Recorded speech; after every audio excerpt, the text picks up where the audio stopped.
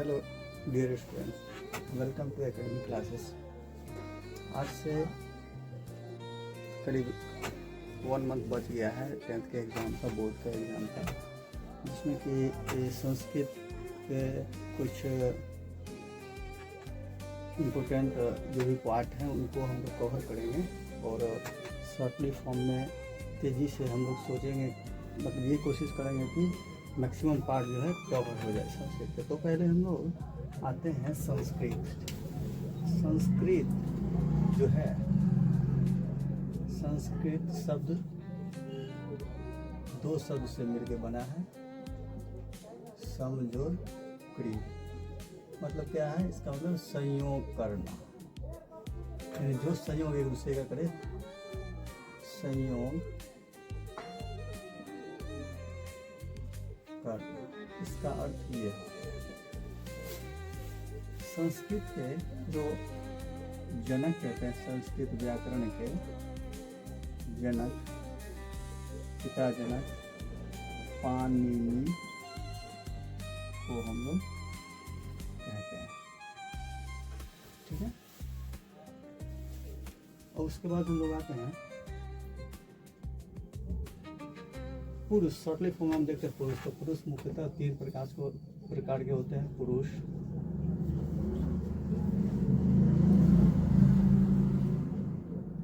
तीन प्रकार के होते हैं, 3 प्रकार के। हम लोग फर्स्ट में आ जाते हैं नीचे से क करके, प्रथम पुरुष, मध्यम पुरुष और ग में कर देते हैं उत्तम पुरुष। उत्तम पुरुष, ठीक है, उत्तम पुरुष। हम लोग देखते हैं प्रथम पुरुष में क्या, कैसे हम लोग समझेंगे कौन सा प्रथम पुरुष है, कौन सा मध्यम पुरुष है, कौन सा उत्तम पुरुष। तो इसमें क्या होता है, इसमें जैसे वह बोलेंगे स्त्रीलिंग के केस में या फिर से पुल्लिंग के केस में, या कोई नाम संज्ञा हो, या कोई संज्ञा हो, या फिर से सर्वनाम हो, जैसे कोई नाम, राम, ठीक है। मध्यम पुरुष में हम लोग आते हैं तुम, और उत्तम पुरुष में आते हैं मैं, हम, मैं और हम। यानी कि हम इसको बोलेंगे कैसे, इसको फर्स्ट पर्सन बोलेंगे, इसको सेकंड पर्सन, इसको थर्ड पर्सन। इंग्लिश में उल्टा हो जाता है। और इंग्लिश में जिस तरह से होता है, संस्कृत में क्या होता है कि प्रथम पुरुष, उत्तम पुरुष, उत्तम पुरुष, प्रथम पुरुष को तो इस तरह से बोलते हैं, चेंज हो जाता है। तो हम लोग इसको कैसे याद रखेंगे कि जिसके बारे में बोला जाए, जिसके बारे में बोला जाए। फिर तुम्हारे बारे में बोलेंगे या कोई व्यक्ति के बारे में बोलेंगे, ठीक है। मध्यम क्या है, जिससे बात किया जाए, जिससे बात किया जाए, ये हो गया मध्यम पुरुष। और जो बोलता है, जो बोलता है,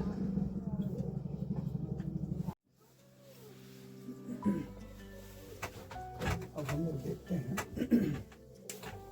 3rd नंबर में वचन।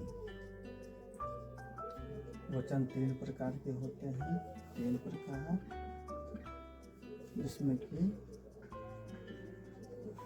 एक वचन, संस्कृत में 3 वचन होते हैं, एक वचन,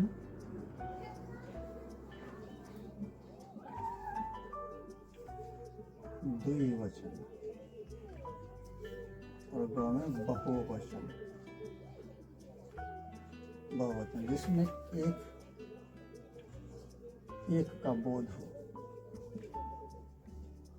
एक का बोध होता है, जिसमें 2 का बोध हो, 2 से अधिक नहीं, 2 का बोध हो, एक से अधिक, एक से अधिक नहीं कर सकते हैं, दो का बोध हो, दो का बोध,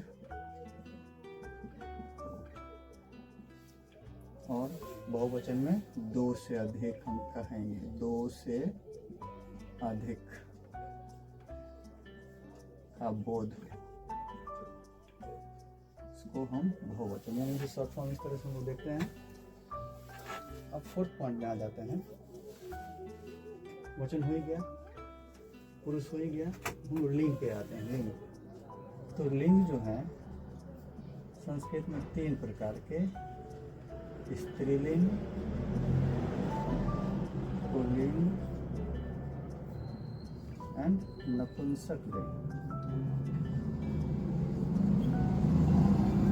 जिसमें स्त्री जाति का बोध हो, जिसमें पुरुष जाति का हो, जिसमें निर्जीव वस्तु का बोध हो, इसको हम इस तरह से बोलते हैं। नपुंसक लिंग को क्लीवलिंग भी कहते हैं।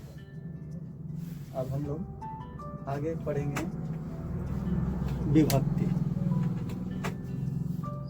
या फिर जिसको हम कारक चिन्ह भी कहते हैं। कारक और विभक्ति दोनों सेम है, संस्कृत में विभक्ति बोलते हैं और हिंदी में कारक चिन्ह बोलते हैं। तो हम लोग कारक चिन्ह अब देखेंगे, कारक चिन्ह हम लोग अब आगे पढ़ेंगे। अब हम लोग देखते हैं कारक चिन्ह। कारक चिन्ह या फिर से विभक्ति इसको बोलते हैं, विभक्ति। कारक चिन्ह क्या है? टोटल 8 होते हैं, जिसमें सप्तमी तक होता है एक संबोधन के लिए, यानी किसी को बुलाने के लिए, संबोधन के लिए अष्टमी विभक्ति का प्रयोग किया जाता है। जिससे कि पहले में आ जाते हैं हिंदी में कर्ता, इधर हम लिखते हैं कारक और इधर चिन्ह, ठीक है। तो हो गया कर्ता ने कर्म को करण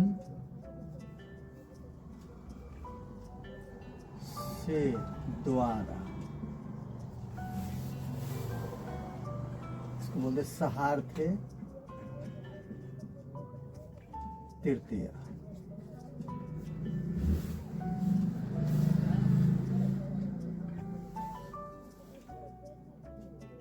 संप्रदान को के लिए, हम जिसको बोलते हैं दानार्थे चतुर्थे, दानार्थे चतुर्थे, दानार्थे चतुर्थे। आपादान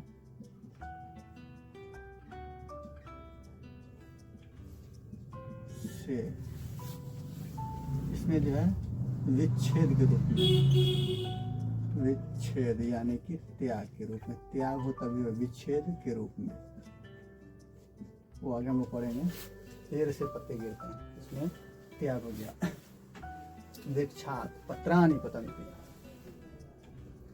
ये हो गया आपादान। संबंध,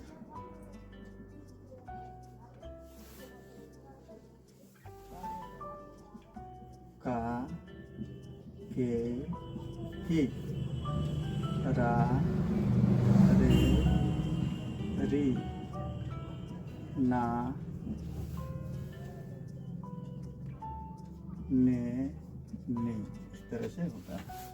और संबोधन में हम लोग देखते हैं, संबोधन में हे ईश्वर की प्रार्थना करते हैं। अजी, अजी तो समझ ही रहे हैं, अजी क्या होता है? हिंदी में लोग बोलते हैं अजी, अहो, अरे, यानी ये सब जो है बुलाने के सेंस में होता है। टोटल हो गया। अधिकरण छोड़ दिए।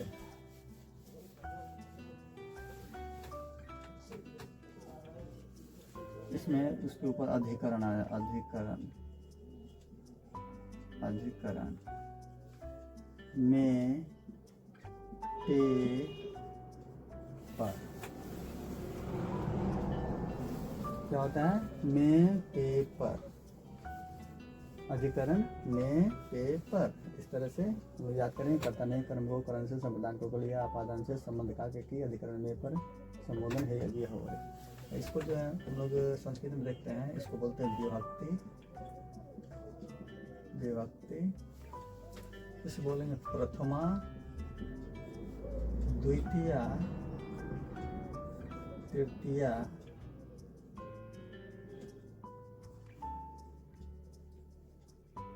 तृतीया, चतुर्थी,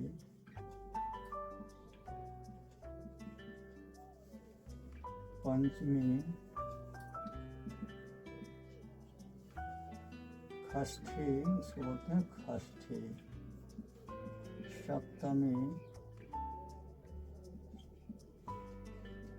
संबोधन। 5 सालों के बाद दोस्त मार्कर जा रहा हूँ, इसलिए कुछ कुछ मिस होता है।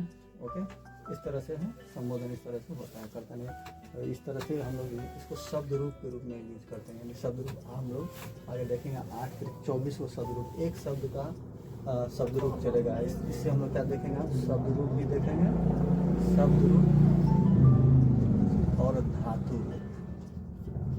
धातु रूप, शब्द रूप और धातु रूप भी देखेंगे हम लोग आगे। ठीक है, धातु रूप,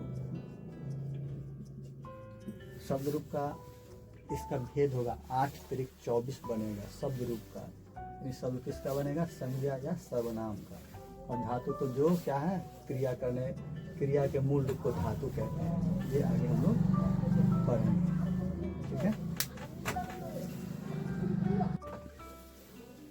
अब हम लोग देखते हैं कि क्रिया के काम करने पर डिपेंड करता है कि वो किस पद का है, आत्मनेपदी का है कि परस्मैपदी। अभी इस तरह से हम लोग देखेंगे कि आत्मनेपदी में क्या होता है कि जो खुद के लिए इच्छा जाहिर किया जाए। अब परस्मैपदी के लिए होता है क्या कि क्रिया जो है किसी अदर के लिए कुछ बोलती है। तो हम इस तरह समझते हैं कि परस्मैपदी, इसीलिए हम लोग देखते हैं कि इसके पहले हम लोग एक रूप देखेंगे धातु रूप में, जो किस तरह से प्रत्यय का जो होता है, प्रत्यय का यूज हम लोग करेंगे। यानी कि जो किसी भी आपको प्रत्यय क्या करता है कि किसी भी क्रिया के, यानी कि वो वैसा वो होता है, यानी कि एक अव्यय होता है या एक वैसा शब्द रहता है जो क्या करता है, वो क्रिया के अंत में लग के क्या करेगा कि उसका कुछ रूप बताएगा। तो हम लोग आगे देखते हैं धातु।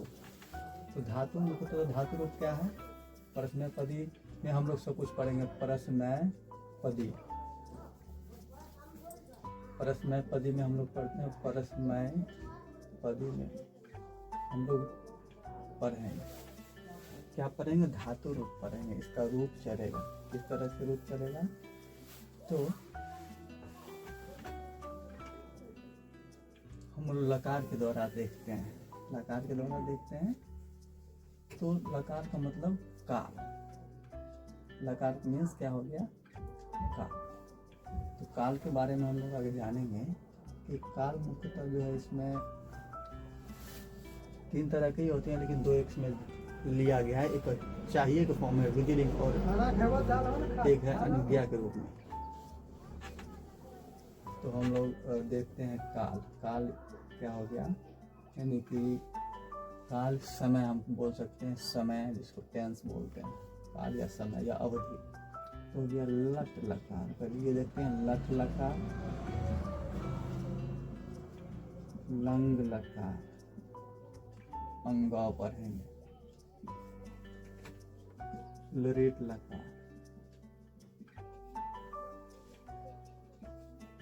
लोट लकार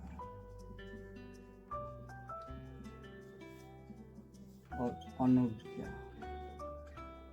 या फिर से विधिलिंग। विधिलिंग या अनुज्ञा, आज्ञा, आमंत्रण के केस में होता है। इसको हम बोलते हैं लट लकार, वर्तमान काल, भूतकाल, भविष्यकाल,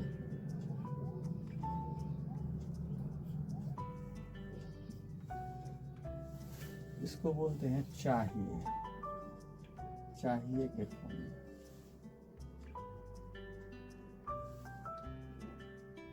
चाहिए के फॉर्म में होता है, कोई चीज चाहिए। और विधिलिंग हुआ आदेशात्मक या अनुज्ञा, इस तरह से आदेशात्मक भी, आदेशात्मक ये होता है। आगे हम लोग आगे चर्चा करेंगे। इसके जो है लकार हैं, तो इसके जो है आगे का थोड़ा सा और चलेगा समझने के, तो हम पूरा कोशिश करेंगे। ओके।